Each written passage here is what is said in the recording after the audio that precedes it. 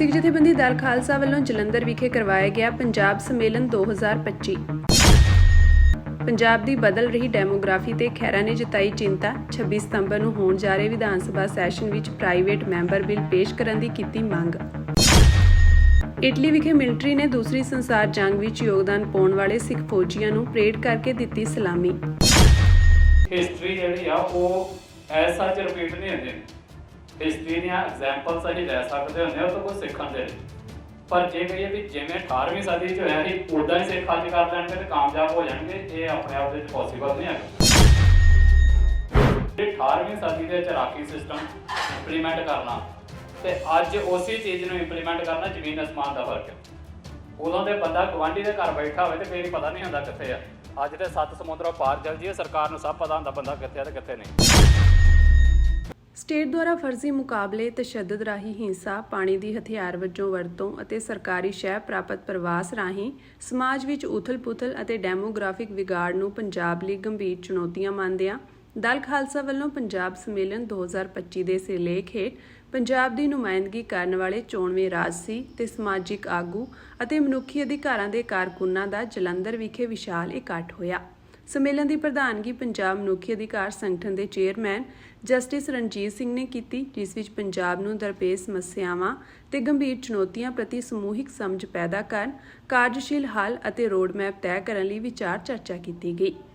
ਦਲ ਖਾਲਸਾ ਦੇ ਆਗੂਆਂ ਅਨੁਸਾਰ ਇਕੱਤਰਤਾ ਦਾ ਉਦੇਸ਼ ਸਮੂਹਿਕ ਕੌਮੀ ਸਾਂਝੀ ਰਾਏ ਬਣਾਉਣਾ ਹੈ, ਕਾਰਜਸ਼ੀਲ ਰਾਹ ਕੱਢਣਾ ਅਤੇ ਪੰਜਾਬ ਦੀ ਸ਼ਾਨ, ਸੁਰੱਖਿਆ, ਸਵੈ ਸ਼ਾਸਨ ਤੇ ਸਥਿਰਤਾ ਨੂੰ ਯਕੀਨੀ ਬਣਾਉਣ ਲਈ ਇੱਕ ਰੋਡਮੈਪ ਤਿਆਰ ਕਰਨਾ ਹੈ। ਸੋ ਇਹ ਵੀ ਇੱਕ ਬਹੁਤ ਵੱਡਾ ਚੈਲੰਜ ਹੈ ਸਾਡੇ ਸਾਹਮਣੇ, ਔਰ ਇਸ ਚੈਲੰਜ ਨੂੰ ਜਦ ਵੀ ਅਸੀਂ ਪੰਜਾਬ ਦੇ ਲੋਕਾਂ ਨੇ ਰੇਜ਼ ਕੀਤਾ, ਸਾਨੂੰ ਇਹ ਡਰਾਇਆ ਜਾਂਦਾ ਕਿ ਤੁਹਾਡੇ ਵੀ ਤੇ ਬਾਹਰ ਪੰਜਾਬ ਤੋਂ ਬਾਹਰ ਗਏ ਨੇ ਸਿੱਖ, ਤੁਸੀਂ ਵੀ ਤਾਂ ਆਸਟ੍ਰੇਲੀਆ, ਕੈਨੇਡਾ, ਇੰਗਲੈਂਡ ਜਾ ਰਹੇ ਹੋ। ਹਾਲਾਂਕਿ ਉੱਥੇ ਦੇਖਿਆ ਜਾਵੇ ਤੇ ਇੰਗਲੈਂਡ, ਕੈਨੇਡਾ ਦੇ ਵਿੱਚ ਲੈਕਸ ਆਫ ਜਿਹੜੇ ਬੰਦੇ ਨੇ ਉਹ ਮਾਈਗ੍ਰੈਂਟਸ ਦੇ ਅਗੇਂਸਟ ਸੜਕਾਂ 'ਤੇ ਉਤਰ ਚੁੱਕੇ ਹੋਏ ਨੇ। ਬਟ ਇਸ ਗੱਲ ਦਾ ਵੀ ਸਾਨੂੰ ਜਵਾਬ ਦੇਣਾ ਪਏਗਾ, ਜਿਹੜਾ ਗੱਲ ਸਾਨੂੰ ਡਰਾਇਆ ਜਾ ਰਿਹਾ ਕਿ ਤੁਸੀਂ ਆਪਣੇ ਬਾਹਰ ਦੇ ਜਿਹੜੇ ਪੰਜਾਬੀ ਜਾਂ ਸਿੱਖ ਗਏ ਨੇ ਉਹਨਾਂ ਬਾਰੇ ਸੋਚੋ। ਇਹ ਹਮੇਸ਼ਾ ਇੱਕ ਗਾਜਰ ਲਟਕਾਈ ਜਾਂਦੀ ਹੈ, ਥ੍ਰੈਟਨ ਕੀਤਾ ਜਾਂਦਾ ਸਾਨੂੰ ਕਿ ਅਸੀਂ ਆਪਣੀ ਜਿਹੜੀ ਪਲਿਊਟ ਹੋ ਰਿਹਾ ਕਲਚਰ, ਜਿਹੜੀ ਡੈਮੋਗ੍ਰਾਫੀ ਡਿਸਟਰਬ ਹੋ ਰਹੀ ਉਹਦੇ 'ਤੇ ਬੋਲੀਏ ਨਾ। ਸਾਡੇ ਪੈਨਲਸ ਨੂੰ, ਬੋਲਣ ਵਾਲਿਆਂ ਨੂੰ ਇਹਨਾਂ ਗੱਲਾਂ ਦਾ ਜਵਾਬ ਅੱਜ ਦੇਣਾ ਚਾਹੀਦਾ। ਔਰ ਪੰਜਾਬ ਦੀ ਸੁਸਾਇਟੀ ਦੇ ਅੱਧੇ ਬੰਦਿਆਂ ਨੂੰ ਸਾਡੇ ਖਿਲਾਫ ਹੀ ਖੜਾ ਕੀਤਾ ਜਾ ਰਿਹਾ। ਔਰ ਤੁਸੀਂ ਇੰਗਲਿਸ਼ ਦੀਆਂ ਸਾਰੀਆਂ ਅਖਬਾਰਾਂ ਪੜ੍ਹੋ, ਐਂਟੀ ਮਾਈਗ੍ਰੈਂਟ ਨੈਰੇਟਿਵ ਦੇ ਅਗੇਂਸਟ ਇੱਕ ਨੈਰੇਟਿਵ ਸਿਰਜਿਆ ਜਾ ਰਿਹਾ। ਤੁਸੀਂ ਬੋਲੋ, ਉਹਨਾਂ ਨੇ ਪਹਿਲਾਂ ਹੀ ਤੁਹਾਨੂੰ ਨੱਪਣ ਲਈ, ਤੁਹਾਡੀ ਆਵਾਜ਼ ਨੂੰ ਨੱਪਣ ਲਈ ਤਿਆਰੀ ਕੀਤੀ ਹੋਈ ਹੈ। ਪਰ ਕੋਈ ਗੱਲ ਨਹੀਂ, ਅਸੀਂ ਬੋਲਾਂਗੇ ਔਰ ਇਸ ਦਾ ਐਕਸ਼ਨੇਬਲ ਸੋਲੂਸ਼ਨ ਵੀ ਕੱਢਾਂਗੇ। ਬੜੀ ਵਾਰ ਸਰਕਾਰਾਂ ਨੂੰ ਕਿਹਾ ਕਿ ਤੁਸੀਂ ਮਾਈਗ੍ਰੈਂਟਸ ਨੂੰ ਕਿਸੇ ਲੀਗਲ ਸਕੈਨਰ ਹੇਠ ਲੈ ਕੇ ਆਓ, ਇਹਨਾਂ ਦੇ ਅਪਰਾਧਿਕ ਬਿਰਤੀ ਦੇ ਲੋਕਾਂ ਨੂੰ ਵਾਪਸ ਭੇਜੋ। ਅਪਰਾਧ ਕਰਦੇ ਨੇ, ਭੱਜ ਜਾਂਦੇ ਨੇ, ਕੋਈ ਪਿੱਛੇ ਨਹੀਂ ਜਾਂਦਾ। ਕੋਈ ਕਿਸੇ ਦਾ ਕੰਟੈਕਟ ਹੋਵੇ, ਉਹ 4 ਪੈਸੇ ਪੁਲਿਸ ਨੂੰ ਖਵਾਵੇ ਤੇ ਲੈ ਜਾਵੇ ਕਿਸੇ SHO ਨੂੰ, ASI ਨੂੰ ਮਗਰ ਤੇ ਚਲਾ ਜਾਵੇ। ਮਗਰ ਅਦਰਵਾਈਜ਼ ਕੋਈ ਮਗਰ ਹੀ ਨਹੀਂ ਜਾਂਦਾ। ਇਹਨਾਂ ਦੇ ਜਿਹੜੇ ਕ੍ਰਾਈਮ ਕਰਕੇ ਇੱਥੋਂ ਦੌੜ ਜਾਂਦੇ ਨੇ। ਐਸਟੈਬਲਿਸ਼ ਹੋ ਚੁੱਕਾ ਹੈ। ਔਰ ਕਿਉਂ ਹੋਇਆ? ਇਹਨਾਂ ਦੇ ਆਪਣੇ ਲੋਕਾਂ ਨੇ ਕੀਤੇ ਨੇ। ਇੰਡੀਅਨ ਜਰਨਲਸ ਤੇ ਪਾਲਿਸੀ ਮੇਕਰਸ ਨੇ, ਤੇ ਜਾਂ ਇਹਨਾਂ ਦੇ ਜਿਹੜੇ ਟੈਲੀਵਿਜ਼ਨਸ ਦੇ ਉੱਤੇ ਬੈਠਦੇ ਨੇ ਨਾ, ਸੋ ਕਾਲਡ ਕਮੈਂਟੇਟਰਸ, ਉਹਨਾਂ ਨੇ ਖੁਦ ਹੀ ਇਹ ਗੱਲ ਐਸਟੈਬਲਿਸ਼ ਕੀਤੀ ਹੈ। ਇੱਕ ਜਨਰਲ ਢਿੱਲੋਂ ਹੈ, ਮੇਰੇ ਖਿਆਲ ਹੁਣ ਰਿਟਾਇਰਡ ਨੇ, ਤੇ ਪਿੱਛੇ 4-5 ਮਹੀਨੇ ਪਹਿਲਾਂ ਉਹਨਾਂ ਦੀ ਇੱਕ ਇੰਟਰਵਿਊ ਜਿਹੜੀ ਬਹੁਤ ਵਾਇਰਲ ਹੋਈ ਹੈ, ਔਰ ਖ਼ਾਸ ਤੌਰ 'ਤੇ ਪੰਜਾਬ ਦੇ ਫਲੱਡਸ ਦੇ ਕੰਟੈਕਸਟ ਵਿੱਚ ਬੜੀ ਵਾਇਰਲ ਹੋਈ। ਉਹ ਕਹਿ ਰਹੇ ਨੇ ਕਿ ਅਸੀਂ ਵਾਟਰ ਨੂੰ ਐਜ਼ ਏ ਵੈਪਨ ਯੂਜ਼ ਕਰਾਂਗੇ ਪਾਕਿਸਤਾਨ ਦੇ ਖਿਲਾਫ। ਹੁਣ ਉਹ ਬੰਦਾ ਨਹੀਂ ਬੋਲ ਰਿਹਾ, ਉਹ ਇੱਕ ਸੋਚ ਬੋਲ ਰਹੀ ਹੈ। ਉਹ ਕਿੱਥੇ ਬੈਠਦਾ, ਕਿੱਥੋਂ ਆਇਆ, ਕਿੰਨਾ ਦੇ ਵਿੱਚੋਂ ਆਇਆ, ਕਿੰਨਾ ਦੇ ਵਿੱਚੋਂ ਬੈਠਦਾ, ਇਹਦਾ ਮਤਲਬ ਇਹ ਸੋਚ ਉੱਥੇ ਪਈ ਹੈ। ਤੇ ਜੇ ਤੁਸੀਂ ਪਾਕਿਸਤਾਨ ਦੇ ਖਿਲਾਫ ਉਸ ਵਾਟਰ ਨੂੰ ਐਜ਼ ਏ ਵੈਪਨ ਯੂਜ਼ ਕਰਨਾ ਹੈ ਤੇ ਗੱਲ ਕਲੀਅਰ ਹੋਣੀ ਚਾਹੀਦੀ ਕਿ ਉਹਦੇ ਵਿੱਚ ਰੁੜੇਗਾ ਨਾਲ ਪੰਜਾਬ ਵੀ, ਪਹਿਲਾਂ ਪੰਜਾਬ ਰੁੜੇਗਾ। ਹੁਣ ਇਸ ਤਰ੍ਹਾਂ ਦੇ ਜਰਨਲ ਜਦੋਂ ਬੋਲਦੇ ਨੇ, ਕੌਣ ਇਹਨਾਂ ਨੂੰ ਅਕਾਊਂਟੇਬਲ ਠਹਿਰਾਏ? ਕੀ ਹੈ ਮੈਕੈਨਿਜ਼ਮ? ਔਰ ਇਹ ਸੋਚ ਤਾਂ ਫਿਰ ਦਿੱਲੀ ਵਾਲਿਆਂ ਦੀ ਸੋਚ ਹੈ, ਜਿੱਥੋਂ ਇੱਦਾਂ ਦੇ ਲੋਕ ਬੈਠ ਕੇ ਓਪੀਨੀਅਨਸ ਤੇ ਡਿਸੀਜਨਸ ਬਣਾਉਂਦੇ ਨੇ। 18ਵੀਂ ਸਦੀ ਦੇ ਵਿੱਚ ਰਾਖੀ ਸਿਸਟਮ ਇੰਪਲੀਮੈਂਟ ਕਰਨਾ ਤੇ ਅੱਜ ਉਸੇ ਚੀਜ਼ ਨੂੰ ਇੰਪਲੀਮੈਂਟ ਕਰਨਾ ਜ਼ਮੀਨ ਅਸਮਾਨ ਦਾ ਫਰਕ ਹੈ। ਉਦੋਂ ਤੇ ਬੰਦਾ ਗੁਆਂਢੀ ਦੇ ਘਰ ਬੈਠਾ ਹੋਵੇ ਤੇ ਫੇਰ ਹੀ ਪਤਾ ਨਹੀਂ ਹੁੰਦਾ ਕਿੱਥੇ ਆ। ਅੱਜ ਤੇ 7 ਸਮੁੰਦਰੋਂ ਪਾਰ ਚੱਲ ਜੀਏ, ਸਰਕਾਰ ਨੂੰ ਸਭ ਪਤਾ ਹੁੰਦਾ ਬੰਦਾ ਕਿੱਥੇ ਆ ਤੇ ਕਿੱਥੇ ਨਹੀਂ। ਸੋ ਜਿਹੜੀ ਰਾਖੀ ਸਿਸਟਮ ਦੀ ਲੜਾਈ ਉਹਨਾਂ ਨੇ ਲੜੀ, ਔਰ ਇਹ ਮੰਨਣਾ ਪਏਗਾ ਵੀ ਉਹਨਾਂ ਨੇ ਹਥਿਆਰਾਂ ਦੇ ਸਿਰ ਤੇ ਲੜੀ। ਰਾਖੀ ਸਿਸਟਮ ਉਹਨਾਂ ਨੇ ਸਾਡੇ ਨੂੰ ਸੈਮੀਨਾਰ ਕਰਕੇ ਨਹੀਂ ਕੀਤੀ। ਔਰ ਉਹ ਹਥਿਆਰਾਂ ਦੀ ਲੜਾਈ ਅੱਜ ਦੇ ਦਿਨ ਲੜਨੀ ਕਿੰਨੀ ਕੁ ਪ੍ਰੈਕਟੀਕਲ ਹੈ ਤੇ ਕਿੰਨੇ ਕੁ ਉਹਦੇ ਕਾਮਯਾਬ ਹੋ ਸਕਦੇ, ਉਹ ਵੀ ਆਪਣੇ ਆਪ ਦੇ ਇੱਕ ਸਵਾਲ ਹੈ। ਸੋ ਟੋਟਲੀ ਹਿਸਟਰੀ ਇੰਪਲੀਮੈਂਟ ਨਹੀਂ ਹੁੰਦੀ। ਹਾਂ, ਉਹਨਾਂ ਦੇ ਜਜ਼ਬੇ ਤੋਂ ਅਸੀਂ ਇੱਕ ਸੇਧ ਲੈ ਸਕਦੇ ਹਾਂ ਕਿ ਭਾਈ ਅਗਰ ਲੜੇ ਆਪਣੀ ਸੁਸਾਇਟੀ ਲਈ ਤੇ ਸਾਨੂੰ ਵੀ ਲੜਨਾ ਪੈਣਾ। ਸੋ ਉਹਦੇ ਵੱਲ ਨੂੰ ਜਾਈਏ। ਲੀਡਰਸ਼ਿਪ ਦੀ ਗੱਲ ਵਾਰ-ਵਾਰ ਸਾਰੇ ਬੁਲਾਰਿਆਂ ਨੇ ਕੀਤੀ ਆ। ਲੀਡਰਸ਼ਿਪ ਦੇ ਬਾਰੇ ਮੈਂ ਸਿਰਫ ਇਹਨਾਂ ਕੁ ਕਮੈਂਟ ਕਰਨਾ ਚਾਹੁੰਦਾ। ਅਸੀਂ ਜ਼ਿਆਦਾਤਰ ਆਪਣੀ ਲੀਡਰਸ਼ਿਪ ਜਿਹੜੀ ਵੇਖਦੇ ਆ ਨਾ, ਉਹ ਅਸੀਂ ਵੇਖਦੇ ਆ ਵੀ ਸਾਡੇ ਪੋਲੀਟੀਕਲ ਸਟਰਕਚਰ ਦੇ ਵਿੱਚ ਲੀਡਰ ਕੌਣ ਨੇ।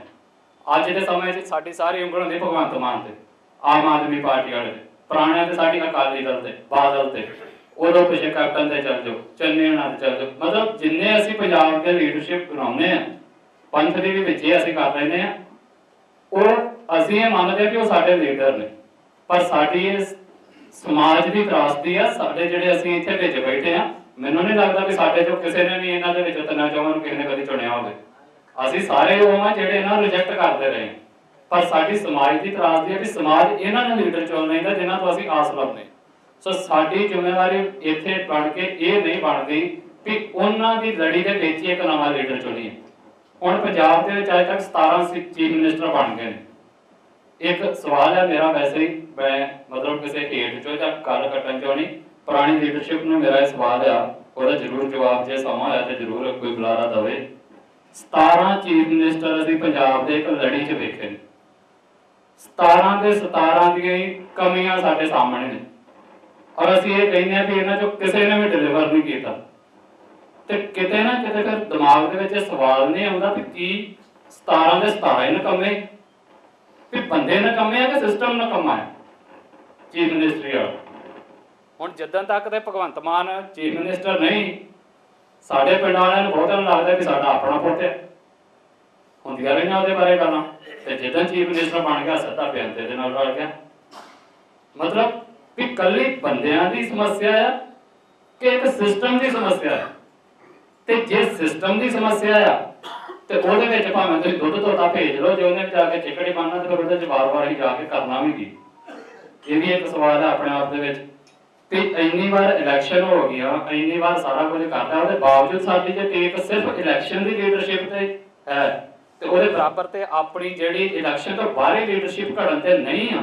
ਲੀਡਰਸ਼ਿਪ ਨੂੰ ਮੇਰਾ ਇਹ ਮੰਨਣਾ ਕਿ ਲੀਡਰਸ਼ਿਪ ਕੱਲੀ ਇਲੈਕਸ਼ਨ ਦੀ ਲੀਡਰਸ਼ਿਪ ਨਹੀਂ ਹੁੰਦੀ, ਮੇਨਸਟ੍ਰੀਮ ਪੋਲਿਟਿਕਸ ਦੀ ਲੀਡਰਸ਼ਿਪ ਨਹੀਂ। ਹਾਂ, ਦਿਖਦੀ ਉਹ ਲੋਕਾਂ ਨੇ ਚੁਣਿਆ ਇਸ ਕਰਕੇ ਕਹਿ ਦਿੰਦੇ, ਪਰ ਲੋਕਾਂ ਦੀ ਭਾਵਨਾ ਕੋਈ ਹੋਰ ਲੀਡਰਸ਼ਿਪ ਕਰ ਰਹੀ ਹੁੰਦੀ। ਉਸ ਲੀਡਰਸ਼ਿਪ ਨੂੰ ਅਸੀਂ ਕਿਵੇਂ ਤਗੜਾ ਕਰਨਾ, ਜਿਹੜੀ ਲੋਕ ਲਹਿਰ ਦੀ ਗੱਲ ਆਈ ਸੀ ਨਵਦੀਪ ਨੇ ਜਿਹੜੀ ਕੀਤੀ, ਉਹਦੇ ਬਾਰੇ ਸਾਨੂੰ ਮੈਨੂੰ ਲੱਗਦਾ ਜ਼ਿਆਦਾ ਸੋਚਣਾ ਚਾਹੀਦਾ, ਬਜਾਏ ਇਸ ਗੱਲ ਦੇ ਵੀ ਅਸੀਂ ਅਗਲਾ ਚੀਫ ਮਿਨਿਸਟਰ ਕਿਹਨੂੰ ਬਣਾ ਕੇ ਤੇ ਫਿਰ 5 ਸਾਲਾਂ ਬਾਅਦ ਗਾਲਾਂ ਕਿਹਨੂੰ ਕੱਢਣੀਆਂ। ਇਹਦਾ ਬੈਸਟ ਸੋਲੂਸ਼ਨ 26 ਤਾਰੀਖ ਦਾ ਜਿਹੜਾ ਵਿਧਾਨ ਸਭਾ ਦਾ ਸੈਸ਼ਨ ਹੈ, ਅਗਰ ਮੇਰਾ private member bill speaker Kultar Singh Sandhwan ਜਿਹਨੂੰ ਮਿਲ ਕੇ ਦੇ ਕੇ ਆਇਆ ਮੈਂ, ਉਹ ਇੰਟਰੋਡਿਊਸ ਕਰ ਦੂਗਾ ਤਾਂ ਮੈਂ ਸਮਝੂਗਾ ਕਿ ਸਾਡਾ ਜਿਹੜਾ ਹੈਗਾ ਪੰਜਾਬ ਦਾ ਭਲਾ ਹੋ ਜਾਏਗਾ। ਇੱਕ ਪੰਜਾਬ ਇਸ ਤਰ੍ਹਾਂ ਦੀ ਧਰਤੀ ਬਣ ਜੂਗੀ ਜਿਹਦੇ 'ਚ ਕੋਈ ਐਕਸਪਲੋਇਟੇਸ਼ਨ ਨਹੀਂ ਕਰ ਸਕੇਗਾ, ਜਿਹਦੇ 'ਚ ਕੋਈ ਤੁਹਾਡੀ ਡੈਮੋਗ੍ਰਾਫੀ ਨੂੰ ਚੇਂਜ ਨਹੀਂ ਕਰ ਸਕੇਗਾ, ਤੁਹਾਡੇ ਆਬਾਦੀ ਦੇ ਸੰਤੁਲਨ ਨੂੰ, ਤੁਹਾਡੇ ਸੱਭਿਆਚਾਰ ਨੂੰ, ਤੁਹਾਡੀ ਜ਼ੁਬਾਨ ਨੂੰ ਕਿਸੇ ਚੀਜ਼ ਨਾਲ ਛੇੜਛਾੜ ਨਹੀਂ ਕਰ ਸਕੇਗਾ। ਉਹ ਵੀ ਦਿਨ ਦੂਰ ਨਹੀਂਗਾ ਜੇ ਆਪਾਂ ਇਹ ਗੱਲ ਨੂੰ ਨਾ ਰੋਕਿਆ ਤਾਂ ਆਪਣੇ ਨੌਜਵਾਨਾਂ ਨੂੰ ਪੰਜਾਬ ਦੇ ਵਿੱਚ ਇੱਥੇ ਗੁਲਾਮੀ ਕਰਨੀ ਪਵੇਗੀ। ਵਿਧਾਇਕ ਸੁਖਪਾਲ ਸਿੰਘ ਖਹਿਰਾ ਨੇ ਅੱਜ ਆਪਣੀ ਮੰਗ ਨੂੰ ਜ਼ੋਰਦਾਰ ਢੰਗ ਨਾਲ ਦੁਹਰਾਇਆ ਕਿ ਪੰਜਾਬ ਦੇ ਮੁੱਖ ਮੰਤਰੀ ਭਗਵੰਤ ਮਾਨ ਅਤੇ ਸਪੀਕਰ ਕੁਲਤਾਰ ਸਿੰਘ ਸੰਧਵਾ ਤੁਰੰਤ ਆਪਣਾ ਪ੍ਰਾਈਵੇਟ ਮੈਂਬਰ ਬਿੱਲ ਪੇਸ਼ ਕਰਨ ਲਈ ਕਦਮ ਚੁੱਕਣ, ਜੋ ਕਿ ਜਨਵਰੀ 2023 ਤੋਂ ਪੰਜਾਬ ਵਿਧਾਨ ਸਭਾ ਵਿੱਚ ਲੰਬਿਤ ਹੈ। ਖਹਿਰਾ ਨੇ ਸਰਕਾਰ ਨੂੰ ਯਾਦ ਦਿਵਾਇਆ ਕਿ ਉਹਨਾਂ ਦਾ ਬਿੱਲ ਹਿਮਾਚਲ ਪ੍ਰਦੇਸ਼, ਉੱਤਰਾਖੰਡ ਅਤੇ ਕਈ ਹੋਰ ਰਾਜਾਂ ਦੀ ਤਰਜ਼ ਤੇ ਇੱਕ ਕਾਨੂੰਨ ਬਣਾਉਣ ਦੀ ਕੋਸ਼ਿਸ਼ ਕਰਦਾ ਹੈ, ਜਿੱਥੇ ਸਥਾਨਕ ਨਿਵਾਸੀਆਂ ਦੇ ਹਿੱਤਾਂ ਦੀ ਰੱਖਿਆ ਲਈ ਕਾਨੂੰਨੀ ਸੁਰੱਖਿਆ ਉਪਾਅ ਮੌਜੂਦ ਹਨ। ਪ੍ਰਸਤਾਵਿਤ ਕਾਨੂੰਨ ਗੈਰ ਨਿਵਾਸੀਆਂ ਨੂੰ ਪੰਜਾਬ ਵਿੱਚ ਜ਼ਮੀਨ ਦੇ ਮਾਲਕ, ਵੋਟਰ ਬਣਨ ਜਾਂ ਸਰਕਾਰੀ ਨੌਕਰੀ ਪ੍ਰਾਪਤ ਕਰਨ ਤੋਂ ਰੋਕਦਾ ਹੈ, ਜਦੋਂ ਤੱਕ ਕਿ ਉਹ ਸਪਸ਼ਟ ਤੌਰ ਤੇ ਪਰਿਭਾਸ਼ਿਤ ਕਾਨੂੰਨੀ ਸ਼ਰਤਾਂ ਨੂੰ ਪੂਰਾ ਨਹੀਂ ਕਰਦੇ। ਖਹਿਰਾ ਦੇ ਅਨੁਸਾਰ ਇਹ ਉਪਾਅ ਅਣਚਾਹੇ ਜਨਸੰਖਿਆ ਤਬਦੀਲੀਆਂ ਨੂੰ ਰੋਕਣ ਅਤੇ ਆਪਣੇ ਰਾਜ ਦੇ ਅੰਦਰ ਪੰਜਾਬੀਆਂ ਦੇ ਸੱਭਿਆਚਾਰਕ, ਆਰਥਿਕ ਅਤੇ ਰਾਜਨੀਤਿਕ ਅਧਿਕਾਰਾਂ ਦੀ ਰੱਖਿਆ ਲਈ ਮਹੱਤਵਪੂਰਨ ਹਨ।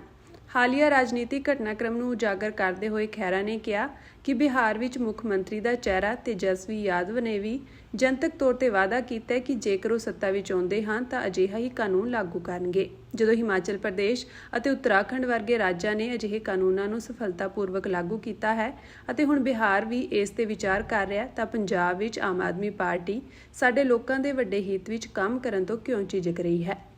ਕੇਵਲ ਪੰਜਾਬ ਇਹੋ ਜਿਹੀ ਸਟੇਟ ਹੈ ਜਿੱਥੇ ਪੰਜਾਬੀਆਂ ਦੇ ਕੋਲ ਜਾਂ ਸਿੱਖਾਂ ਦੇ ਕੋਲ ਵਿਸ਼ੇਸ਼ ਤੌਰ ਤੇ ਆਪਣੀ ਆਈਡੈਂਟੀਟੀ ਹੈ, ਤੇ ਜੇਕਰ ਇਸ ਤਰ੍ਹਾਂ ਨਾਲ ਧੜਾ-ਧੜ ਪਿਛਲੇ ਕੁਝ ਸਮੇਂ ਤੋਂ ਗੈਰ ਪੰਜਾਬੀ ਪ੍ਰਵਾਸੀ ਪੰਜਾਬ ਦੇ ਵਿੱਚ ਆਣ ਕੇ ਵਸ ਰਹੇ ਨੇ, ਤਾਂ ਫਿਰ ਉਹ ਦਿਨ ਦੂਰ ਨਹੀਂਗਾ ਜਿੱਦਣ ਸਾਡੀ ਆਬਾਦੀ ਜਿਹੜੀ ਆ ਅਸੀਂ ਆਪਣੇ ਪੰਜਾਬ ਦੇ ਵਿੱਚ ਘੱਟ ਗਿਣਤੀ ਚ ਆ ਜਾਾਂਗੇ, ਸਾਡੀ ਪੱਗ ਹੌਲੀ-ਹੌਲੀ ਫੇਡ ਅਵੇ ਹੋ ਜਾਏਗੀ। ਇਸ ਦਾ ਹੱਲ ਕੀ ਆ? ਇਸ ਦਾ ਹੱਲ ਇਹ ਨਹੀਂਗਾ ਕਿ ਆਪਾਂ ਰੇੜੀਆਂ ਵਾਲਿਆਂ ਦੇ ਪਿੱਛੇ ਜਾ ਕੇ ਉਹਨਾਂ ਨਾਲ ਗਾਲੀ ਗਲੋਚ ਕਰੀਏ, ਉਹਨਾਂ ਨੂੰ ਕਹੀਏ ਤੁਹਾਨੂੰ ਅਸੀਂ ਕੱਢ ਦੇਣਾ ਬਾਹਰ, ਅਸੀਂ ਪੰਜਾਬ ਦੇ ਵਿੱਚ ਕੋਈ ਭਈਆ ਨਹੀਂ ਰਹਿਣ ਦੇਣਾ। ਇਹ ਮੇਰੇ ਵੀਰੋ ਹੱਲ ਨਹੀਂਗਾ। ਜਿਹੜੇ ਪੰਚਾਇਤਾਂ ਮਤੇ ਪਾਸ ਕਰ ਰਹੀਆਂ, ਇੱਕ ਪੰਚਾਇਤ ਇਕੱਠੀ ਹੋ ਕੇ ਕਿ ਅਸੀਂ ਆਪਣੇ ਪਿੰਡ ਵਿੱਚ ਕੋਈ ਜਗ੍ਹਾ ਨਹੀਂ ਦੇਣੀ, ਇਹਨਾਂ ਨੂੰ ਇੱਥੇ ਰਹਿਣ ਨਹੀਂ ਦੇਣਾ, ਇਹ ਵੀ ਇਹਦਾ ਹੱਲ ਨਹੀਂਗਾ ਕੋਈ। ਇਹ state government Vidhan Sabha empowered ਆ ਕਿ ਅਸੀਂ ਇੱਕ ਲਾਅ ਬਣਾ ਦਈਏ, ਔਰ ਉਸ ਲਾਅ ਦਾ ਖਲੜਾ ਇੱਕ ਪ੍ਰਾਈਵੇਟ ਮੈਂਬਰ ਬਿੱਲ ਦੀ ਸ਼ਕਲ ਵਿੱਚ ਪੰਜਾਬ ਵਿਧਾਨ ਸਭਾ ਦੇ ਸਪੀਕਰ ਨੂੰ ਉਹਦੇ ਦਫ਼ਤਰ ਵਿੱਚ ਮਿਲ ਕੇ 23 ਜਨਵਰੀ 2023 ਨੂੰ, ਮਤਲਬ ਹੁਣ ਤੁਸੀਂ ਅੰਦਾਜ਼ਾ ਲਾ ਲਓ ਆਲਮੋਸਟ 2.5 ਸਾਲ ਦੇ ਕਰੀਬ ਹੋ ਚੱਲੇ ਨੇ, ਮੇਰਾ ਬਿੱਲ ਉੱਥੇ ਪੈਂਡਿੰਗ ਹੈ। ਮੇਰੀ ਬਹੁਤ ਨਿਮਰਤਾ ਨਾਲ ਹੱਥ ਜੋੜ ਕੇ ਮੈਂ ਹੁਣ ਕਹਿ ਸਕਦਾ, ਕਿਉਂਕਿ ਆਪਣੇ ਸੂਬੇ ਵਾਸਤੇ ਕਿਸੇ ਦੀ ਮਿਹਨਤ ਵੀ ਕੱਢਣੀ ਪਵੇ ਕੋਈ ਮਾੜੀ ਗੱਲ ਨਹੀਂ ਗੀ। ਮੇਰੀ ਮਿਹਨਤ ਸਮਝ ਲਓ, ਬੇਨਤੀ ਸਮਝ ਲਓ ਭਗਵੰਤ ਮਾਨ ਨੂੰ ਕਿ ਸਭ ਤੋਂ ਇੰਪੋਰਟੈਂਟ ਵਾਈਟਲ ਇਸ਼ੂ ਪੰਜਾਬ ਦੇ ਭਵਿੱਖ ਵਾਸਤੇ ਇਹ ਹੈ। ਤੁਸੀਂ 26 ਤਾਰੀਖ ਨੂੰ ਇੱਕ ਵਿਸ਼ੇਸ਼ ਇਜਲਾਸ ਸੱਦਿਆ, ਮੈਨੂੰ ਲੱਗਦਾ ਤੁਸੀਂ ਸੱਦਿਆ ਵਾ ਕਿ ਤੁਸੀਂ ਹੜ੍ਹਾਂ ਦੇ ਵਾਸਤੇ ਜਿਹੜੇ ਕੇਂਦਰ ਦੇ ਫੰਡਸ ਆਉਂਦੇ ਉਹਦੇ 'ਚ ਉਹਦੇ ਰੂਲਸ ਨੂੰ ਅਮੈਂਡ ਕਰਕੇ ਕਹਿਣਾ ਚਾਹੁੰਦੇ ਕਿ ਅਸੀਂ ਜ਼ਿਆਦਾ ਮੁਆਵਜ਼ਾ ਦੇਣਾ ਚਾਹੁੰਦੇ ਆ, ਲੇਕਿਨ ਸਾਨੂੰ ਕੇਂਦਰ ਸਰਕਾਰ ਦੇਣਾ ਨਹੀਂ ਚਾਹੁੰਦੀ। ਸ਼ਾਇਦ ਇਹ ਇੱਕ ਲੋਕ ਦਿਖਾਵੇ ਵਾਸਤੇ ਸੈਸ਼ਨ ਹੋਵੇਗਾ। ਅਗਰ ਇਸੇ ਸੈਸ਼ਨ ਵਿੱਚ ਤੁਸੀਂ ਮੇਰਾ ਨਿੱਜੀ ਪ੍ਰਾਈਵੇਟ ਮੈਂਬਰ ਬਿੱਲ ਕਿਤੇ ਇੰਟਰੋਡਿਊਸ ਕਰਦੇ ਹੋ, ਔਰ ਮੇਰੀ ਤੁਹਾਨੂੰ ਬੇਨਤੀ ਕਿ ਇੰਟਰੋਡਿਊਸ ਹੀ ਕਰ ਦਿਓ, MLA 117 ਨੇ ਉਹਨਾਂ ਦੀ ਵੋਟਾਂ ਪਵਾ ਲਓ, ਉਹਨਾਂ ਤੋਂ ਬਹਿਸ ਕਰਾ ਲਓ। ਅਗਰ ਇਹ ਮੇਰਾ ਬਿੱਲ ਫੇਲ ਹੋ ਜਾਵੇਗਾ ਤਾਂ ਮੈਂ ਬਿੱਲ ਆਪਣਾ ਵਾਪਸ ਲੈ ਲਵਾਂ। ਜਿਹੜਾ ਆਪਾਂ ਜ਼ਬਰ ਜ਼ੋਰ ਨਾਲ ਕਹਿੰਦੇ ਕਿ ਭਈਆਂ ਨੂੰ ਪੰਜਾਬ ਚੋਂ ਕੱਢਣਾ, ਅਗਰ ਕਿਸੇ ਜਗ੍ਹਾ ਤੇ ਉੱਤੇ ਵਾਇਲੈਂਸ ਹੋ ਗਿਆ, ਕੋਈ ਮਾਰ ਧਾੜ ਹੋ ਗਈ, ਕੋਈ ਬੰਦਾ ਮਰ ਗਿਆ, ਇਹ ਗਵਰਨਮੈਂਟ ਨੂੰ ਸਿੱਧਾ ਹਥਿਆਰ ਮਿਲ ਜਾਏਗਾ ਸਾਨੂੰ ਦੁਬਾਰਾ ਕੁੱਟਣ ਦਾ। ਆਪਾਂ ਪਹਿਲਾਂ ਬਹੁਤ ਵਾਰੀ ਕੁੱਟੇ ਗਏ ਆ। ਆਪਾਂ 80-90 ਦੇ ਦਹਾਕੇ ਵਿੱਚ ਉਸ ਵਕਤ ਖਾੜਕੂ ਲਹਿਰ ਦੇ ਵਿੱਚ ਸਾਡੇ ਨੌਜਵਾਨਾਂ ਨੂੰ ਚੱਕ ਕੇ ਝੂਠੇ ਪੁਲਿਸ ਮੁਕਾਬਲਿਆਂ 'ਚ ਮਾਰ ਕੇ, ਚੱਡੇ ਪਾੜ ਕੇ, 3rd ਡਿਗਰੀ ਟੌਰਚਰ ਕਰਕੇ ਕੁੱਟਿਆ ਗਿਆ। ਉਸ ਤੋਂ ਬਾਅਦ ਜਦ ਵੀ ਕੋਈ ਅਸੀਂ ਮੰਗਦੇ ਆ ਤੇ ਸਾਨੂੰ ਵਾਇਲੈਂਸ ਯਾਨੀ ਕਿ ਥੋੜਾ ਬਹੁਤਾ ਮਾਰ ਧਾੜ ਭੰਨ ਤੋੜ ਦਾ ਬਣਾ ਕੇ ਬਹਾਨਾ, ਫਿਰ ਉਲਟਾ ਆਪਾਂ ਨੂੰ ਕੁੱਟਿਆ ਜਾਂਦਾ। ਇਸੇ ਕਰਕੇ SKM ਦੇ ਆਗੂਆਂ ਨੇ ਦਿੱਲੀ ਵਿੱਚ ਜਿਹੜਾ ਅੰਦੋਲਨ ਕੀਤਾ, ਉਹਨਾਂ ਨੇ 1.5 ਸਾਲ ਚਲਾਇਆ। ਉਹਨਾਂ ਨੇ ਜਾਣਬੁੱਝ ਕੇ ਸ਼ਾਂਤਮਈ ਰੱਖਿਆ, ਉਹਨਾਂ ਨੂੰ ਬਹੁਤ ਇਨਸਾਈਟ ਕੀਤਾ ਗਿਆ, ये तो खालिस्तानी हैं, ये तो उग्रवादी हैं, ये तो पाकिस्तान के एजेंट हैं। लेकिन उन्होंने अपना एक शांतमई अंदोलन रख के पंजाब का फायदा किया। चलो मोदी साहब मन्ने नहीं मन्ने वो बाद दी गल्लां, लेकिन उन्होंने किसी को झरीट नहीं आउण दित्ती। मेरी तुहानूं सब नूं यह अपील है कि किसी ने भी कानून अपने हत्थ 'च नहीं लेना। अगर तुसीं लओगे तो मतलब तुसीं पंजाब दे नाल एक किस्म का धोखाधड़ी कर रहे हो और बेईमानी कर रहे हो। इनू पीसफुल तरीके नाल आवाज़ उठाओ, अपने अपने MLA ਦੇ ਘਰਾਂ ਵਿੱਚ ਜਾ ਕੇ ਉਹਨਾਂ ਨੂੰ ਮਿਲੋ ਔਰ ਉਹਨਾਂ ਨੂੰ ਕਹੋ ਕਿ ਤੁਸੀਂ ਖੇਰੇ ਦਾ ਬਿੱਲ ਜਾਂ ਚਲੋ ਆਪਣਾ ਇੱਕ ਨਵਾਂ ਬਿੱਲ ਲਿਆਉਣ। ਤੁਸੀਂ ਕਿਉਂ ਨਹੀਂ ਕਾਨੂੰਨ ਬਣਾਉਂਦੇ ਜਿਵੇਂ ਹਿਮਾਚਲ ਪ੍ਰਦੇਸ਼ ਵਿੱਚ ਲਾਅ ਬਣਿਆ ਹੋਇਆ, ਜਿਵੇਂ ਉੱਤਰਾਖੰਡ ਵਿੱਚ ਹੁਣ 2025 BJP ਸਰਕਾਰ ਨੇ ਲਾਅ ਬਣਾਇਆ, ਜਾਂ ਗੁਜਰਾਤ ਵਿੱਚ ਹੈ, ਜਾਂ ਰਾਜਸਥਾਨ ਵਿੱਚ ਹੈ, ਜਾਂ ਬਹੁਤ ਸਾਰੀਆਂ ਸਟੇਟਾਂ ਵਿੱਚ ਹੈ ਕਿ ਉੱਥੇ ਕੋਈ ਵੀ ਬਾਹਰੋਂ ਆਣ ਕੇ ਬੰਦਾ ਨਾ ਸਰਕਾਰੀ ਨੌਕਰੀ ਲੈ ਸਕਦਾ, ਨਾ ਜ਼ਮੀਨ ਲੈ ਸਕਦਾ, ਨਾ ਵੋਟਰ ਬਣ ਸਕਦਾ। ਸਾਡੀ ਸਰਕਾਰ ਨੇ ਤਾਂ ਪਿਛਲੇ ਕਾਫੀ ਅਰਸੇ ਤੋਂ ਇਕੱਲੇ ਆਧਾਰ ਕਾਰਡ ਹੀ ਨਹੀਂ ਚੈੱਕ ਕੀਤੇ। ਜੇ ਆਧਾਰ ਕਾਰਡ ਹੀ ਨਾ ਬਣਨ ਦਿੰਦੇ ਤਾਂ ਸ਼ਾਇਦ ਉਹ ਬੰਦੇ ਇੱਥੇ ਪੱਕੇ ਵਸਿੰਦੇ ਨਾ ਬਣ ਸਕਦੇ। ਲੇਕਿਨ ਆਧਾਰ ਕਾਰਡ ਉਹਨਾਂ ਦੇ ਬਿਹਾਰ, UP ਦੇ ਵੀ ਬਣੇ ਨੇ ਔਰ ਉਹਨਾਂ ਦਾ ਪੰਜਾਬ ਦੇ ਵਿੱਚ ਵੀ ਬਣਿਆ। ਕੁਝ ਲੀਡਰ ਭਗਵੰਤ ਮਾਨ ਸਮੇਤ ਕਹਿੰਦੇ ਸਾਡੇ ਬੱਚੇ ਵੀ ਬਾਹਰ ਕੰਮ ਕਰਦੇ ਨੇ, ਸਾਡੇ ਦੂਜੇ ਸੂਬਿਆਂ ਦੇ ਵਿੱਚ ਵੀ ਕੰਮ ਕਰਦੇ ਨੇ, ਸਾਡੇ ਵਿਦੇਸ਼ਾਂ ਵਿੱਚ ਵੀ ਕਰਦੇ ਨੇ। ਤੁਸੀਂ ਹਿਮਾਚਲ ਵਿੱਚ ਮੈਨੂੰ ਇੱਕ ਬੰਦੇ ਨੂੰ ਆਪਣਾ ਵੋਟਰ ਬਣਾ ਕੇ ਦਿਖਾ ਦਿਓ। ਗੁਜਰਾਤ, ਹਿਮਾਚਲ, ਉੱਤਰਾਖੰਡ, ਰਾਜਸਥਾਨ, ਇਹ ਤਾਂ ਹੋ ਗਈ ਇੰਡੀਆ ਦੀ ਗੱਲ। ਤੁਸੀਂ ਕਹਿੰਦੇ ਕੈਨੇਡਾ ਤੇ ਅਮਰੀਕਾ 'ਚ ਬੱਚੇ ਕੰਮ ਕਰਦੇ ਨੇ। ਕੀ ਉਹ ਬਿਨਾਂ ਸ਼ਰਤ ਜਾ ਰਹੇ ਨੇ? ਪਾਸਪੋਰਟ ਵੀ ਸ਼ਰਤ ਆ, ਵੀਜ਼ਾ ਵੀ ਸ਼ਰਤ ਆ, ਉਸ ਤੋਂ ਬਾਅਦ PR ਦੇ ਡਾਕੂਮੈਂਟਸ ਤਿਆਰ ਕਰਦੇ, 25, 30, 40, 50 ਲੱਖ ਰੁਪਇਆ ਭਰਦੇ ਹੋ ਤੁਸੀਂ। ਉਹ ਸ਼ਰਤਾਂ ਹੀ ਨੇ ਸਾਰੀਆਂ। ਮੈਂ ਥੋੜ੍ਹਾ ਕਹਿ ਰਿਹਾ ਕਿ ਅਸੀਂ ਪੰਜਾਬ ਦੇ ਵੜਨੇ ਨਹੀਂ ਕਿਸੇ ਨੂੰ ਦੇਣਾ ਜੀ, ਅਸੀਂ ਕੰਢੇ ਵਾਲੀ ਤਾਰ ਲਾ ਦੇਣੀ ਜੀ, ਅਸੀਂ ਬਾਰਡਰ ਬਣਾ ਦੇਣਾ ਜੀ, ਅਸੀਂ ਅਲੱਗ ਪੰਜਾਬ ਬਣਾ ਦੇਣਾ। ਨੋ, ਅਸੀਂ ਸਿਰਫ ਕਹਿੰਦੇ ਕਿ ਹਿਮਾਚਲ ਪ੍ਰਦੇਸ਼ ਤੇ ਉੱਤਰਾਖੰਡ ਦੀ ਤਰ੍ਹਾਂ ਤੇ ਇੱਕ ਲਾਅ ਬਣ ਜੇ। ਜਿਹੜਾ ਵੀ ਬੰਦਾ ਆਣ ਕੇ ਪੰਜਾਬ ਦੇ ਵਿੱਚ ਆਉਣਾ ਚਾਹੁੰਦਾ, ਜੀ ਸਦ ਕੇ ਆਵੇ। ਕੰਮ ਕਰਨਾ ਚਾਹੁੰਦਾ, ਵਪਾਰ ਕਰਨਾ ਚਾਹੁੰਦਾ, ਦੁਕਾਨ ਬਣਾਉਣਾ ਚਾਹੁੰਦਾ, ਘਰ ਬਣਾਉਣਾ ਚਾਹੁੰਦਾ, ਉਹ ਆਣ ਕੇ ਸਾਡੀਆਂ ਸ਼ਰਤਾਂ ਜਿਹੜੀਆਂ ਪੂਰੀਆਂ ਕਰੇਗਾ, ਉਹਦੇ ਨਾਲ ਬੜੇ ਆਰਾਮ ਦੇ ਨਾਲ ਇਹ ਜਿਹੜਾ ਲਾਅ ਇਹ ਕੀ ਹੋਵੇਗਾ, ਇਹਦੇ ਨਾਲ 99% ਜਿਹੜੀ ਪਿਲਫਰੇਜ ਹੋ ਰਹੀ ਆ, ਜਿਹੜੀ ਗੈਰ ਕਾਨੂੰਨੀ ਵਸੋਂ ਆ ਰਹੀ ਆ, ਜਿਹੜੇ ਕ੍ਰਾਈਮ ਕਰ ਰਹੇ ਨੇ, ਜਿਹੜੇ ਮੁੜ ਕੇ ਫੜੇ ਨਹੀਂ ਜਾਂਦੇ, ਉਹ ਸਾਰਾ ਕੰਮ ਬੰਦ ਹੋ ਜਾਏਗਾ। ਫਿਰ ਕਹਿਣਾ ਚਾਹੁੰਦਾ ਆਪਣੇ ਲੀਡਰਸ ਨੂੰ ਜਿਹੜੇ ਕੁਝ ਕਹਿੰਦੇ ਨੇ ਨਾ ਕਿ ਸਾਡੇ ਵੀ ਬੰਦੇ ਬਾਹਰ ਕੰਮ ਕਰਦੇ ਨੇ, ਤੁਸੀਂ ਮੈਂ ਦੁਬਾਰਾ ਕਹਿਣਾ ਚਾਹੁੰਦਾ ਕਿ ਜਿਹੜੀਆਂ ਸਟੇਟਾਂ ਨੇ ਇਹ ਲਾਅ ਬਣਾਇਆ ਹੋਇਆ, ਉਹਨਾਂ ਸਟੇਟਾਂ ਵਿੱਚ ਮੈਨੂੰ ਜਾ ਕੇ ਕੋਈ ਵੋਟਰ ਬਣ ਕੇ ਕੰਮ ਕਰਕੇ, ਕੋਈ ਜ਼ਮੀਨ ਲੈ ਕੇ, ਕੋਈ ਘਰ ਬਣਾ ਕੇ ਦਿਖਾ ਦੇ। ਨਹੀਂ ਬਣਾ ਸਕਦੇ ਮੇਰੇ ਵੀਰੋ। ਐਡੀ ਇਲੌਜੀਕਲ ਗੱਲ ਕਰ। ਅੱਜ ਪੜ੍ਹੇ ਲਿਖੇ ਆਪਣੇ ਬੱਚੇ, ਔਰ ਜਿਹੜੀਆਂ ਸਰਕਾਰੀ ਨੌਕਰੀਆਂ, ਭਗਵੰਤ ਮਾਨ ਕਹਿੰਦਾ ਨਾ ਕਿ ਮੈਂ 40,000, 30,000, 50,000 ਨੌਕਰੀ ਦਿੱਤੀ। ਇਹਨਾਂ ਨੂੰ ਕੋਈ ਵਾਈਟ ਪੇਪਰ ਜਾਰੀ ਕਰਨ, ਇੱਕ ਉਸ ਵਾਈਟ ਪੇਪਰ ਤੁਹਾਨੂੰ ਪਤਾ ਲੱਗ ਜਾਏਗਾ ਸਾਰੀਆਂ ਨੌਕਰੀਆਂ ਜਿਹੜੀਆਂ ਪੰਜਾਬ ਦੀਆਂ ਨੌਜਵਾਨਾਂ ਦੀਆਂ ਸੀ, ਉਹ ਹਰਿਆਣਾ ਲੈ ਗਿਆ, ਰਾਜਸਥਾਨ ਲੈ ਗਿਆ, ਦਿੱਲੀ ਵਾਲੇ ਲੈ ਗਏ ਨੇ।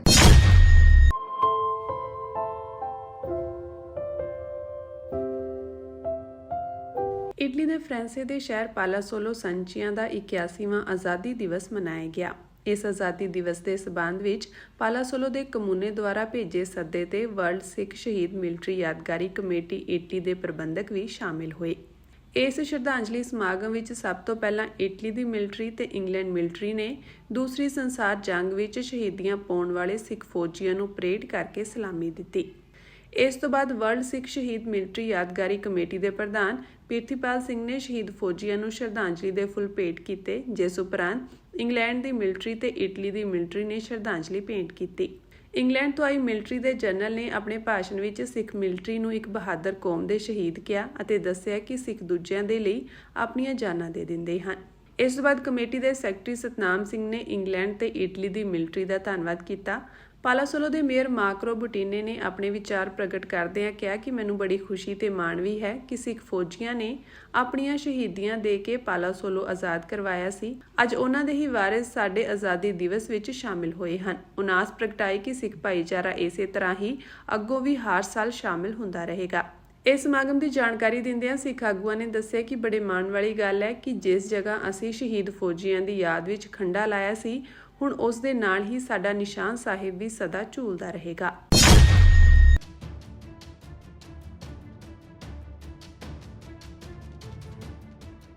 ਦਮਦਮੀ ਟਕਸਾਲ ਅਜਨਾਲਾ ਦੇ ਮੁਖੀ ਭਾਈ ਅਮਰੀਕ ਸਿੰਘ ਅਜਨਾਲਾ ਨੇ ਅੱਜ ਪ੍ਰੈਸ ਕਾਨਫਰੰਸ ਕਰਕੇ ਸ਼੍ਰੋਮਣੀ ਗੁਰਦੁਆਰਾ ਪ੍ਰਬੰਧਕ ਕਮੇਟੀ ਵੱਲੋਂ ਸ੍ਰੀ ਗੁਰੂ ਤੇਗ ਬਹਾਦਰ ਸਾਹਿਬ ਜੀ ਦੀ 350 ਸਾਲਾ ਸ਼ਤਾਬਦੀ ਮਨਾਉਣ ਤੇ ਸਖਤ ਵਿਰੋਧ ਜ਼ਾਹਰ ਕੀਤਾ।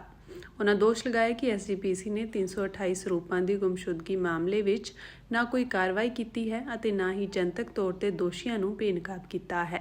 ਇਸ ਤੋਂ ਇਲਾਵਾ ਬੁੱਝ ਜਵਾਹਰ ਸਿੰਘ ਵਿਖੇ ਸਰੂਪ ਚੋਰੀ, ਬਰਗਾੜੀ ਬੇਅਦਬੀ ਅਤੇ ਕੋਟਕਪੁਰਾ ਗੋਲੀकांड ਵਰਗੇ ਗੰਭੀਰ ਮਾਮਲਿਆਂ ਵਿੱਚ ਵੀ ਕਮੇਟੀ ਨੇ ਆਪਣੀ ਜ਼ਿੰਮੇਵਾਰੀ ਨਹੀਂ ਨਿਭਾਈ। ਭਾਈ ਅਮਰੀਕ ਸਿੰਘ ਅਜਨਾਲਾ ਨੇ ਕਿਹਾ ਕਿ ਜਦੋਂ SGPC ਨਗਰ ਕੀਰਤਨ ਕੱਢੇਗੀ ਤਾਂ ਉਹਨਾਂ ਦਾ ਵਿਰੋਧ ਕੀਤਾ ਜਾਵੇਗਾ। ਉਹਨਾਂ ਕਿਹਾ ਕਿ ਸਿੱਖ ਪੰਥ ਅਤੇ ਸਿੱਖ ਸੰਗਤ ਰਲ ਕੇ ਸ਼ਤਾਬਦੀ ਮਨਾਉਣ ਉਹ ਵੀ ਤਿਆਰ ਹਨ, ਪਰ SGPC ਅਤੇ ਬਾਦਲ ਦਲ ਦੀ ਅਗਵਾਈ ਹੇਠ ਹੋ ਰਹੀ ਸ਼ਤਾਬਦੀ ਨੂੰ ਉਹ ਕਦੇ ਵੀ ਸਵੀਕਾਰ ਨਹੀਂ ਕਰਨਗੇ। ਉਹਨਾਂ ਐਲਾਨ ਕੀਤਾ ਕਿ ਜਿੱਥੇ ਵੀ ਜ਼ਰੂਰਤ ਪਈ ਉਹ ਵਿਰੋਧ ਕਰਨ ਤੋਂ ਪਿੱਛੇ ਨਹੀਂ ਹਟਣਗੇ, ਭਾਵੇਂ ਗੁਰੂ ਸਾਹਿਬ ਲਈ ਟਕਰਾਅ ਦੀ ਸਥਿਤੀ ਹੀ ਕਿਉਂ ਨਾ ਬਣ ਜਾਵੇ। ਹਾਲਾਂਕਿ ਉਹਨਾਂ ਸਪਸ਼ਟ ਕੀਤਾ ਕਿ ਸ੍ਰੀ ਗੁਰੂ ਗ੍ਰੰਥ ਸਾਹਿਬ ਜੀ ਅਤੇ ਪੰਜ ਪਿਆਰਿਆਂ ਦਾ ਪੂਰਾ ਸਤਿਕਾਰ ਕੀਤਾ ਜਾਵੇਗਾ ਅਤੇ ਉਹਨਾਂ ਨੂੰ ਸਿਰੋਂ ਪਾਉ ਭੇਟ ਕੀਤਾ ਜਾਵੇਗਾ, ਪਰ ਬਾਦਲ ਦਲ ਦੇ ਲੋਕਾਂ ਦਾ ਸਖਤ ਵਿਰੋਧ ਕੀਤਾ ਜਾਵੇਗਾ।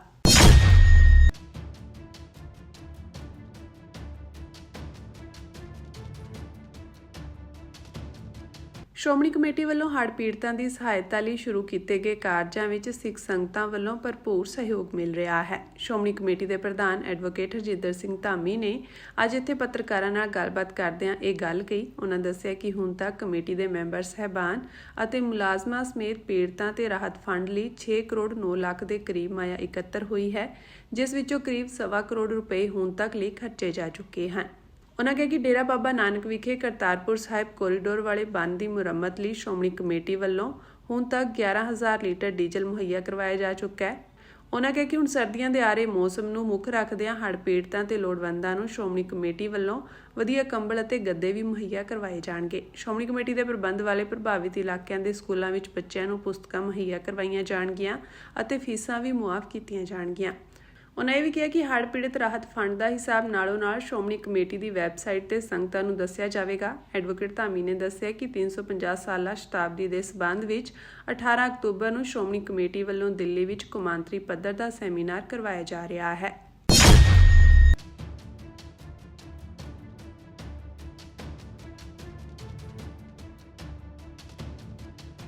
ਇਜ਼ਰਾਈਲ ਨੇ ਗਾਜ਼ਾ ਸ਼ਹਿਰ ਤੇ ਰਾਤ ਭਰ ਭਾਰੀ ਹਵਾਈ ਹਮਲੇ ਕੀਤੇ, ਜਿਸ ਵਿੱਚ ਬੱਚਿਆਂ ਸਣੇ 34 ਲੋਕ ਮਾਰੇ ਗਏ।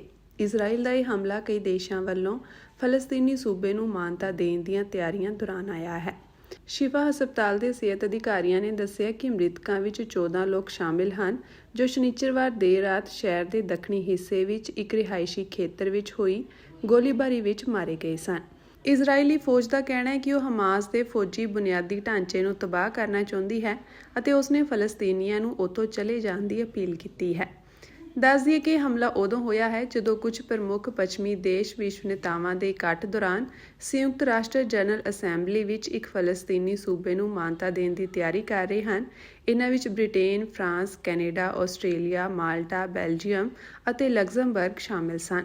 ਇਜ਼ਰਾਈਲ ਨੇ ਦੇਰ ਰਾਤ ਹੋਏ ਹਮਲਿਆਂ ਤੇ ਕੋਈ ਟਿੱਪਣੀ ਨਹੀਂ ਕੀਤੀ। ਹਾਲਾਂਕਿ ਇੱਕ ਬਿਆਨ ਵਿੱਚ ਫੌਜ ਨੇ ਹਮਾਸ ਦੇ ਫੌਜੀ ਵਿੰਗ ਦੇ ਇੱਕ ਸਨਾਈਪਰ ਨੂੰ ਮਾਰਨ ਦਾ ਦਾਅਵਾ ਕੀਤਾ, ਜੋ ਗਾਜ਼ਾ ਸਿਟੀ ਖੇਤਰ ਵਿੱਚ ਹੋਰ ਹਮਲੇ ਸ਼ੁਰੂ ਕਰਨ ਦੀ ਤਿਆਰੀ ਕਰ ਰਿਹਾ ਸੀ।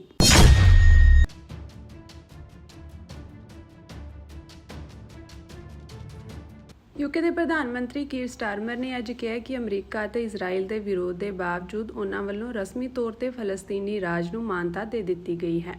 ਇਸ ਤੋਂ ਬਾਅਦ ਕੈਨੇਡਾ ਤੇ ਆਸਟ੍ਰੇਲੀਆ ਨੇ ਵੀ ਫਲਸਤੀਨ ਨੂੰ ਰਾਜ ਵਜੋਂ ਮਾਨਤਾ ਦੇ ਦਿੱਤੀ। ਸਟਾਰਮਰ ਨੇ ਕਿਹਾ ਕਿ ਇਸ ਕਦਮ ਦਾ ਉਦੇਸ਼ ਫਲਸਤੀਨੀਆਂ ਅਤੇ ਇਜ਼ਰਾਈਲੀਆਂ ਵਿੱਚ ਸ਼ਾਂਤੀ ਸਥਾਪਿਤ ਕਰਨਾ ਹੈ। ਯੂਕੇ ਇੱਕ ਫਲਸਤੀਨੀ ਰਾਜ ਨੂੰ ਮਾਨਤਾ ਦੇਣ ਵਾਲਾ ਇਕੱਲਾ ਦੇਸ਼ ਨਹੀਂ ਹੈ। 140 ਤੋਂ ਵੱਧ ਦੇਸ਼ ਪਹਿਲਾਂ ਹੀ ਇਹ ਐਲਾਨ ਕਰ ਚੁੱਕੇ ਹਨ ਅਤੇ ਫਰਾਂਸ ਸਣੇ ਹੋਰ ਦੇਸ਼ਾਂ ਦੀ ਇਸ ਹਫ਼ਤੇ ਸੰਯੁਕਤ ਰਾਸ਼ਟਰ ਮਹਾਸਭਾ ਵਿੱਚ ਅਜਿਹਾ ਕਰਨ ਦੀ ਉਮੀਦ ਹੈ। ਕੈਨੇਡਾ ਦੇ ਪ੍ਰਧਾਨ ਮੰਤਰੀ ਮਾਰਕ ਕਾਰਨੀ ਨੇ ਅੱਜ ਐਕਸ ਤੇ ਐਲਾਨ ਕੀਤਾ ਕਿ ਕੈਨੇਡਾ ਨੇ ਫਲਸਤੀਨੀ ਰਾਜ ਨੂੰ ਮਾਨਤਾ ਦੇ ਦਿੱਤੀ ਹੈ। ਇਸ ਐਲਾਨ ਕਾਰਨ ਇਜ਼ਰਾਈਲ ਅਤੇ ਸੰਯੁਕਤ ਰਾਜ ਅਮਰੀਕਾ ਖਫਾ ਹਨ, ਜੋ ਕਹਿ ਰਹੇ ਹਨ ਕਿ ਅਜਿਹੀ ਮਾਨਤਾ ਕੱਟੜਪੰਥੀਆਂ ਨੂੰ ਉਤਸ਼ਾਹਿਤ ਕਰਦੀ ਹੈ।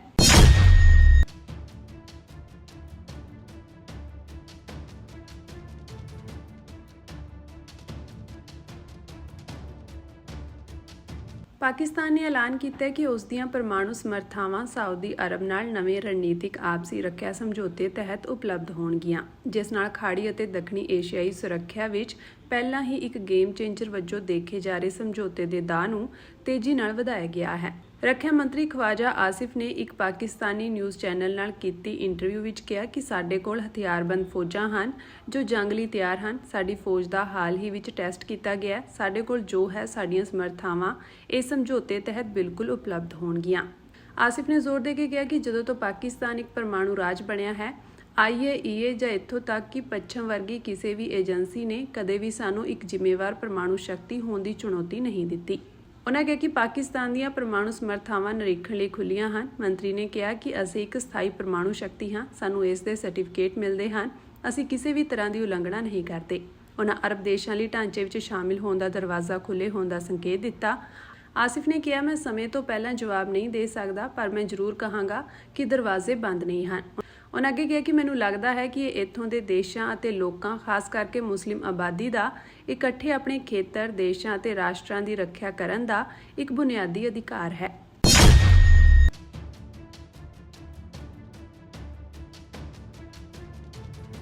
ਜ਼ਿਲ੍ਹਾ ਪਟਿਆਲਾ ਦੇ ਹਲਕਾ ਘਨੌਰ 'ਚ ਪੈਂਦੇ ਪਿੰਡ ਸੰਦਰਸੀ ਵਿੱਚ ਪ੍ਰਵਾਸੀਆਂ ਵੱਲੋਂ ਇੱਕ ਪੰਜਾਬੀ ਨੌਜਵਾਨ ਨਾਲ ਕੁੱਟਮਾਰ ਦਾ ਮਾਮਲਾ ਸਾਹਮਣੇ ਆਇਆ ਹੈ। ਜ਼ਖਮੀ ਨੌਜਵਾਨ ਦੀ ਪਛਾਣ ਹਰਦੀਪ ਸਿੰਘ ਵਜੋਂ ਹੋਈ ਹੈ। ਹਰਦੀਪ ਸਿੰਘ ਨੂੰ ਕਈ ਸੱਟਾਂ ਆਈਆਂ, ਜਿਸ ਤੋਂ ਬਾਅਦ ਉਸ ਨੂੰ ਇਲਾਜ ਲਈ ਪਟਿਆਲਾ ਦੇ ਸਰਕਾਰੀ ਰਜਿੰਦਰਾ ਹਸਪਤਾਲ ਵਿੱਚ ਦਾਖਲ ਕਰਵਾਇਆ ਗਿਆ। ਹਰਦੀਪ ਸਿੰਘ ਨੇ ਦੱਸਿਆ ਕਿ ਉਹ ਖਾਣ ਪੀਣ ਦੀ ਦੁਕਾਨ ਚਲਾਉਂਦਾ ਹੈ। ਜਦੋਂ ਪ੍ਰਵਾਸੀ ਉਸ ਦੇ ਕੋਲ ਆਉਂਦੇ ਹਨ ਤਾਂ ਉਹ ਉਹਨਾਂ ਨੂੰ ਕਹਿ ਦਿੰਦਾ ਕਿ ਉਸ ਦੇ ਕੋਲ ਹੁਣ ਕੋਈ ਸਮਾਨ ਨਹੀਂ ਬਚਿਆ। ਇਸ ਤੋਂ ਬਾਅਦ ਉਹ ਉਸ ਦਾ ਮੋਬਾਈਲ ਖੋਹ ਕੇ ਉੱਥੋਂ ਭੱਜ ਜਾਂਦੇ ਹਨ। ਜਦੋਂ ਉਹਨਾਂ ਦਾ ਪਿੱਛਾ ਕਰਦਾ ਹੈ ਤਾਂ ਉਹਨਾਂ ਵਿੱਚੋਂ ਇੱਕ ਵਿਅਕਤੀ ਨੇ ਉਸ ਦੇ ਉੱਪਰ ਵਾਰ ਕਰ ਦਿੱਤਾ, ਜਿਸ ਤੋਂ ਬਾਅਦ ਉਸ ਨਾਲ ਕੁੱਟਮਾਰ ਕੀਤੀ ਗਈ। ਇਹ ਮਾਮਲਾ ਪੁਲਿਸ ਕੋਲ ਵੀ ਪਹੁੰਚਿਆ ਅਤੇ ਪੁਲਿਸ ਪਟਿਆਲਾ ਦੇ ਰਜਿੰਦਰਾ ਹਸਪਤਾਲ ਵਿੱਚ ਹਰਦੀਪ ਸਿੰਘ ਦੇ ਬਿਆਨ ਲੈਣ ਲਈ ਪਹੁੰਚੀ। ਉੱਥੇ ਪੁਲਿਸ ਨੇ ਇਸ ਗੱਲ ਦੀ ਪੁਸ਼ਟੀ ਕੀਤੀ ਕਿ ਪ੍ਰਵਾਸੀਆਂ ਵੱਲੋਂ ਹਰਦੀਪ ਸਿੰਘ ਨਾਲ ਕੁੱਟਮਾਰ ਕੀਤੀ ਗਈ ਹੈ। ਹਾਲਾਂਕਿ ਪ੍ਰਵਾਸੀਆਂ ਦੀ ਪਹਿਚਾਣ ਅਜੇ ਨਹੀਂ ਹੋ ਸਕੀ, ਪਰ ਜੋ ਵੀ ਬਣਦੀ ਕਾਰਵਾਈ ਹੈ ਉਹ ਆਉਣ ਵਾਲੇ ਦਿਨਾਂ ਵਿੱਚ ਕੀਤੀ ਜਾਵੇਗੀ। ਨਾਮ ਤੁਹਾਡਾ ਗੁਰਦੀਪ ਸਿੰਘ ਹੈ ਜੀ, ਕਿੱਥੇ ਰਹਿਣਾ ਸੰਧਾਰਥੀ ਤੋਂ ਜੀ, ਲਖਨਊ ਹੈ ਜੀ। ਤੇ ਕੀ ਮੈਟਰ ਹੋਇਆ, ਕਿਵੇਂ ਝਗੜਾ ਹੋਇਆ? ਮੈਟਰ ਦੁਕਾਨ ਤੇ ਆਈ, ਅਸੀਂ ਕਹਿੰਦਾ ਟਾਈਮ ਜ਼ਿਆਦਾ ਹੋ ਗਿਆ, ਹੁਣ ਕੁਛ ਨਹੀਂ ਹੈਗਾ ਜੀ। ਅਸੀਂ ਸਮਾਨ ਜਿਹਾ ਇਕੱਠਾ ਕਰਨ ਲੱਗੇ ਤੇ ਭਈਏ ਫੋਨ ਚੱਕ ਕੇ ਦੌੜ ਗਏ ਜੀ ਤੇ ਅੱਡੇ ਤੱਕ ਪਹੁੰਚੇ ਤੇ ਕਹਿੰਦਾ ਫੋਨ ਆਪਣਾ ਖੋਸ ਲਿੱਤਾ। ਇਹਨੇ ਪਿੱਛੇ ਦੇ ਆ ਕੇ ਮੇਰੇ ਡੰਡਾ ਮਾਰਿਆ ਆਪਾਂ ਫੋਨ ਦੇ ਉੱਪਰ। ਕੋਈ ਪੁਰਾਣਾ ਝਗੜਾ, ਪੁਰਾਣਾ ਰੰਜਿਸ਼? ਨਾ ਜੀ, ਕਦੇ ਨਹੀਂ ਦੇਖਿਆ ਜੀ। ਦੁਕਾਨ ਕੀ ਚੀਜ਼ ਦਾ ਸਮਾਨ ਹੈ? ਖਾਣੇ ਪੀਣੇ ਦਾ ਸਮਾਨ ਰੱਖਿਆ ਹੋਇਆ ਜੀ ਬਸ। ਤੇ ਕੋਈ ਪ੍ਰਸ਼ਾਸਨ ਨਾਲ ਤੁਹਾਡੀ ਲਾਪਤਾ ਹੋਇਆ ਜਾਂ ਕੋਈ ਤੁਹਾਡਾ ਬਿਆਨ ਲੈਣਾ ਹੈ? ਆਏ ਜੀ, ਹਾਂਜੀ। ਕੀ ਬਿਆਨ ਦਿੱਤਾ? ਬਿਆਨ ਇਹ ਦਿੱਤਾ ਸੀ ਵੀ ਇਹਨਾਂ ਭਈਆਂ ਨਾਲ ਕੋਈ ਇਲਾਜ ਕੀਤਾ ਹੈ, ਕੋਈ ਪਛਾਣ ਕੋਈ ਮੰਗ ਨਹੀਂ ਕੀਤੀ ਹੈ ਜੀ। ਸਾਡੇ ਪਿੰਡ 'ਚ ਨਾ ਦਿਨ 'ਚ ਨਾ ਰਾਤ ਤੱਕ ਕੋਈ ਐਵੇਂ ਘੁੰਮਦੇ ਰਹਿੰਦੇ ਭਈਏ। ਕਿੰਨੇ ਕੁ ਭਈਏ ਸੀ ਜਿਹੜੇ ਜਿਹਨਾਂ ਨੇ ਤੁਹਾਨੂੰ ਕੁੱਟਮਾਰ ਕੀਤੀ? 5-7 ਭਈਏ ਦੇ ਜੀ। ਕੀ ਮੰਗ ਕਰਦੇ ਹੋ ਪ੍ਰਸ਼ਾਸਨ? ਕੀ ਮੰਗ ਕਰਦੇ ਹੋ? ਪ੍ਰਸ਼ਾਸਨ ਮੰਗ ਇਹੀ ਕਰ ਰਿਹਾ ਵੀ ਸਾਡੀ ਸੁਣਵਾਈ ਹੋਵੇ।